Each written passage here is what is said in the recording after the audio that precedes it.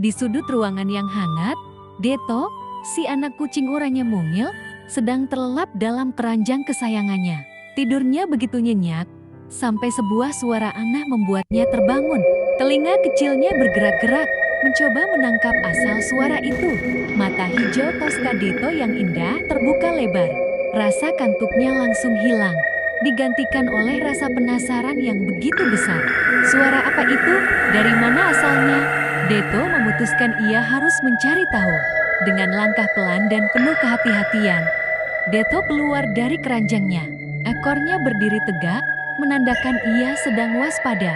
Ia menyusuri ruang tengah yang temaram, diterangi oleh cahaya bulan lembut yang masuk melalui jendela besar. Setiap langkahnya nyaris tak terdengar di lantai kayu yang dingin. Tiba-tiba, sebuah bayangan panjang di dinding bergerak. Deto berhenti sejenak, jantungnya berdebar sedikit lebih kencang. Bayangan itu berasal dari tirai jendela yang tertiup angin sepoi-sepoi, menciptakan suasana yang sedikit menegangkan namun tetap terasa aman. Angin bertiup sedikit lebih kencang, membuat tirai bergoyang lebih kuat. Deto yang terkejut sontak melompat kecil, bersiap menghadapi apapun yang ada di baliknya. Ia mengintip dengan hati-hati. Ternyata, sumber suara misterius itu hanyalah tali tirai yang saling bergesekan saat tertiup angin malam. Tidak ada monster, tidak ada bahaya, hanya angin yang sedang bermain-main dengan tirai.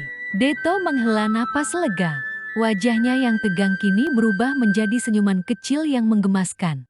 Misteri suara aneh di malam hari akhirnya terpecahkan. Dengan perasaan puas dan lega, Deto kembali ke keranjang tidurnya yang nyaman. Ia meringkuk, memejamkan matanya, dan kembali tertidur pulas dengan senyum manis di wajahnya, siap bermimpi tentang petualangan selanjutnya.